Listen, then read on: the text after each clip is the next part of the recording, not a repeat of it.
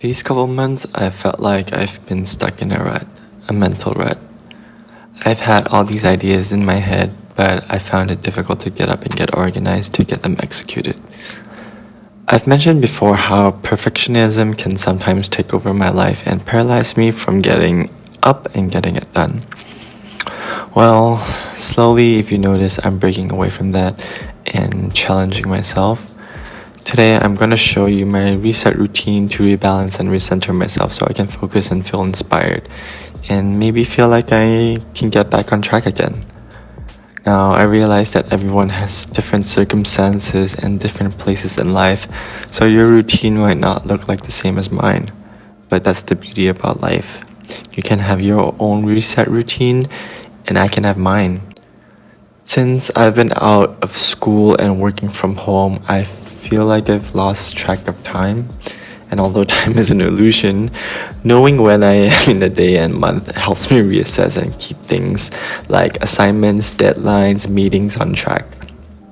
I like to write this down physically so I feel less anxious and I can prepare for them in time. So I do this every morning.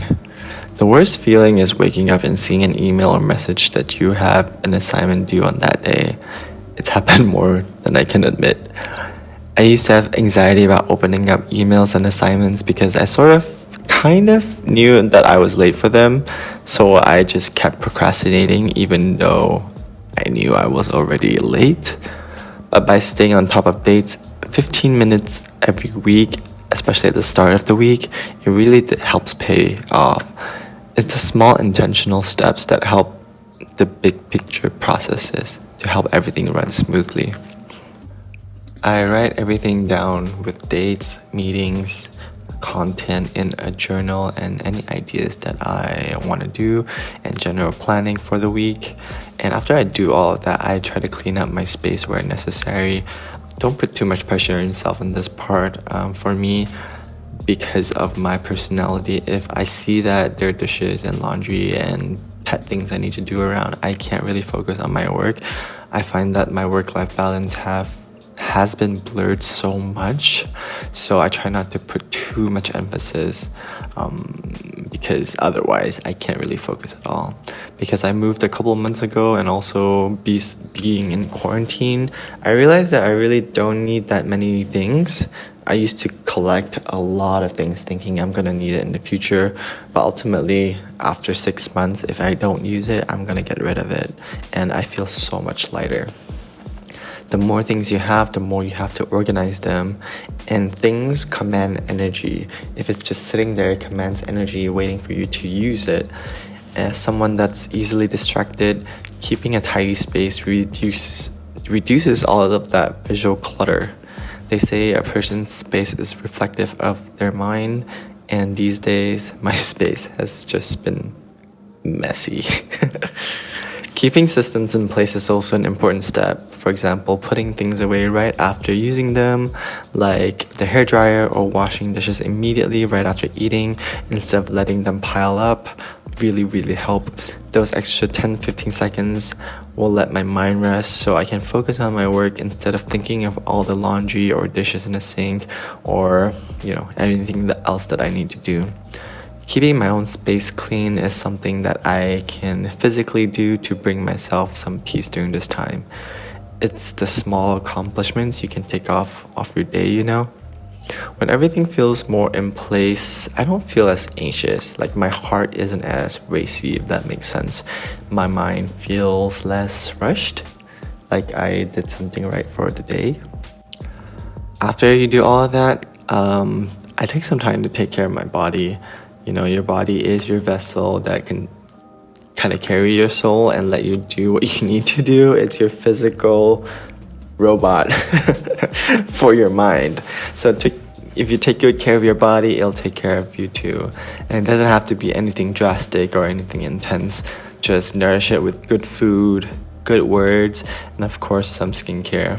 Sometimes we fall into long cycles of neglect, and that's okay. It's totally understandable.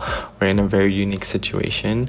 Just realize that at every single moment you are able to do something different, and every moment you are able to change and grow. You don't need permission from anyone else. You don't need anyone to tell you that you can grow, you will grow. It's all in your power. If you've been in relationships or family dynamics that made you feel like self-care is selfish, well, let me tell you now that it's not. You're here to take care of yourself first. You're the most important person to you. You matter, and you're valid, and you need nourishment. So let's do that.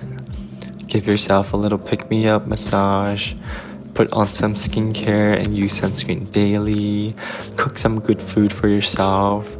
I love doing my skincare and makeup in silence because it's kind of like an active meditation to really just feel your face, clear your mind, look at yourself and think nice things and realize that, wow, there is a mind behind this body and I need to take care of it both, mind and body. I need to take care of this person. I don't manage to do all of this every day, but it's those things that kind of you dread doing it, but right after you do it, it feels better. So I try to make it a point. Yoga or stretching helps me feel so much better. It loosens up my tense muscles from sitting and sleeping and gives me much needed clarity. It's one of those things that are really difficult to start. You don't have to do fancy long routines. For me, even a 10 to 20 minute yoga session centers me so much. That and a good cardio workout. I don't always have the discipline to do it, but I find that if you wear workout clothes every day and don't think about it as much, starting it spontaneously is much easier than actually planning it.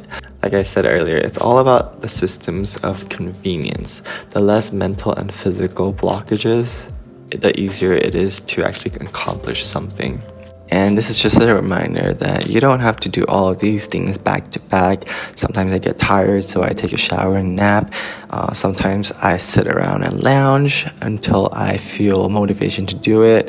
If there are any unfinished projects on these kind of reset days, I try to get them done and get the mental clutter out of the way. Usually I'll have boxes sitting here for days waiting to be cut down and recycled, and they're just an eyesore. So on days like this, I try to get those things done. There's also this lamp that I wanted to get to assemble in my mind.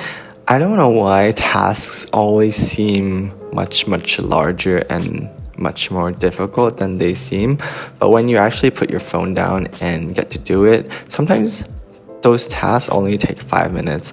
For example, this lamp, it took me literally 5 minutes, but it's been there for 2 weeks. So I find that, if I put my phone down, I'm less anxious and I'm able to accomplish these tasks one after another quicker.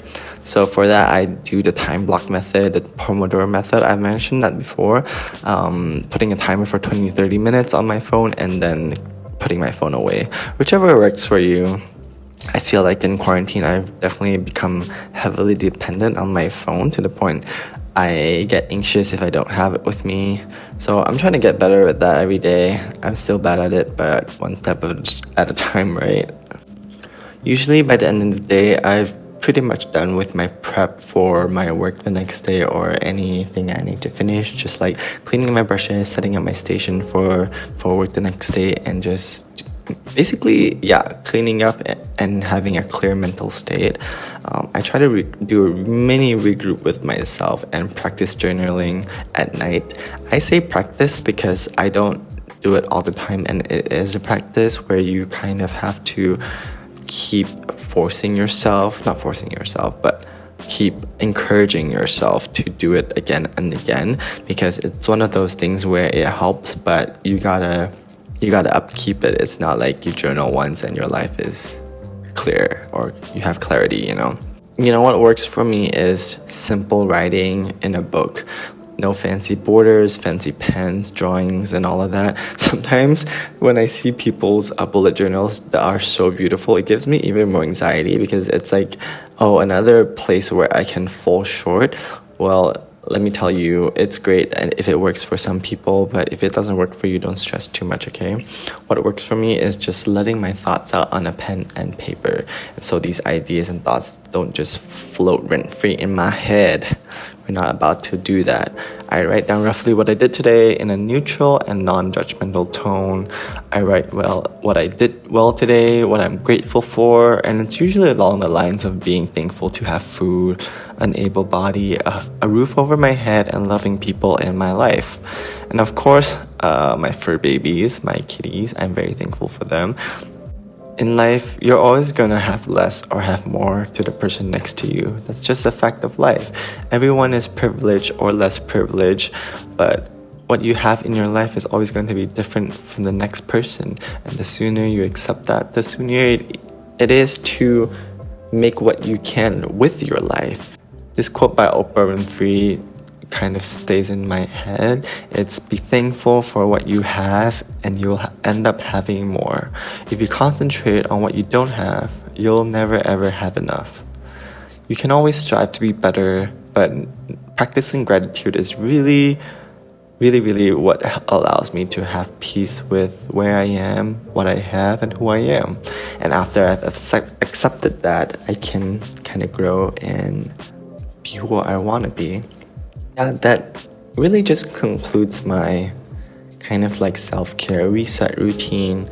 Obviously, you can tweak it if you want. It's kind of vague and open to interpretation because everybody's life circumstances is different. But I think giving yourself time to really reflect and organize your thoughts is really important. So now that my mind and body and space is a little bit clearer, a little bit organized, I can go to sleep a little bit better and start the next day with a little bit more confidence. Thank you guys so much for watching. Thanks for all the love. As usual, I hope you feel the love from my videos. I love you guys, and I'll see you guys in my next video. Bye.